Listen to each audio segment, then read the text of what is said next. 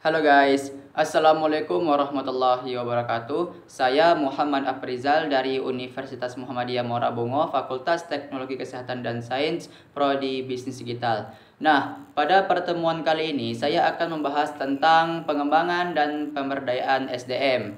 Nah, di situ ada beberapa poin, di antaranya ada 4 poin. Yang pertama itu pengantar umum pengembangan sumber daya manusia, itu poin pertama. Poin yang kedua, kompetensi praktisi pengembangan sumber daya manusia. Poin yang ketiga, pengembangan talenta. Dan yang terakhir, poin yang keempat, budaya organisasi. Nah, di sini saya akan menjelaskan tentang beberapa poin tersebut. Nah, jadi di sini kita akan membahas tentang poin yang pertama, yaitu pengantar umum sumber daya manusia. Nah, jadi apa itu pengantar umum sumber daya manusia? Nah, jadi pengantar umum sumber daya manusia itu adalah suatu mata pelajaran atau bagian dari ilmu manajemen yang mempelajari konsep-konsep dasar terkait pengelolaan sumber daya manusia di sebuah organisasi.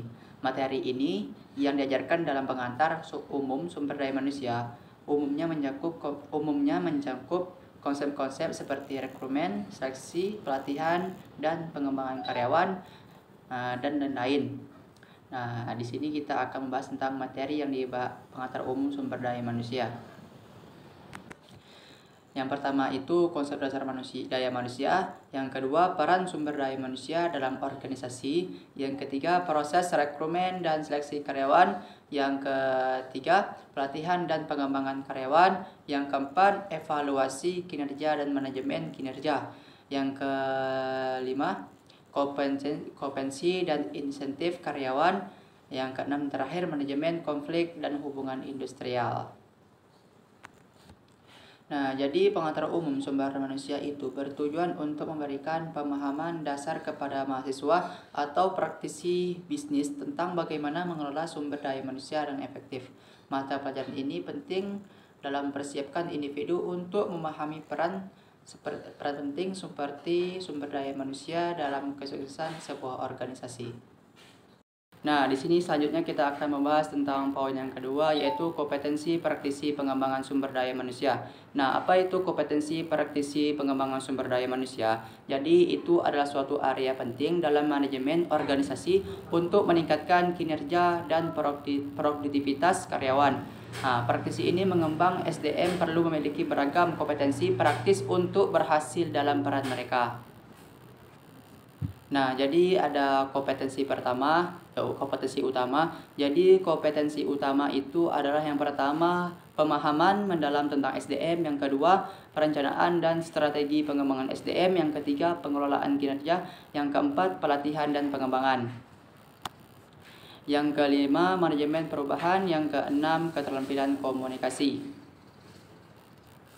Nah, jadi pada kesimpulannya, praktisi pengembangan SDM yang sukses memerlukan kombinasi keterampilan teknis, kepemimpinan, dan internasional untuk memastikan bahwa sumber daya manusia dalam organisasi berkembang secara optimal. Dengan memiliki kompetensi yang tepat, praktisi pengembang SDM dapat membantu organisasi mencapai tujuan mereka melalui pengelolaan dan pengembangan karyawan yang efektif. Nah, di sini selanjutnya kita akan membahas tentang poin yang ketiga, tentang pengembangan talenta. Jadi pengembangan talenta merupakan proses untuk mengoptimalkan potensi individu dalam mencapai tujuan bisnis atau organisasi. Hal ini mencakup identifikasi, pengembangan, dan pemanfaatan bakat serta kemampuan individu secara efektif. Nah, berikut adalah beberapa strategi umum dalam pengembangan talenta. Nah, jadi ada beberapa strategi umum dalam pengembangan talenta. Yang pertama itu identifikasi talenta, yang kedua pelatihan dan pengembangan, yang ketiga pemberian tanggung jawab, yang keempat mentoring dan coaching, yang terakhir yang kelima pengakuan dan penghargaan.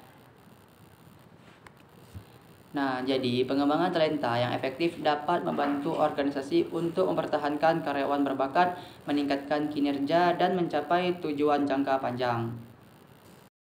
Jadi kita akan membahas tentang poin yang terakhir, yaitu budaya organisasi. Jadi budaya organisasi merujuk pada nilai keyakinan dan perilaku yang menjadi bagian dari identitas suatu organisasi. Nah, jadi budaya ini memainkan peran penting dalam membentuk bagaimana anggota organisasi tersebut berinteraksi dan bekerja sama. Berikut adalah beberapa contoh poin penting terkait dengan budaya organisasi. Nah, jadi yang pertama itu unsur budaya organisasi. Nah, yang kedua peran budaya organisasi. Yang ketiga membentuk budaya organisasi yang sukses. Dan yang terakhir dampak budaya organisasi.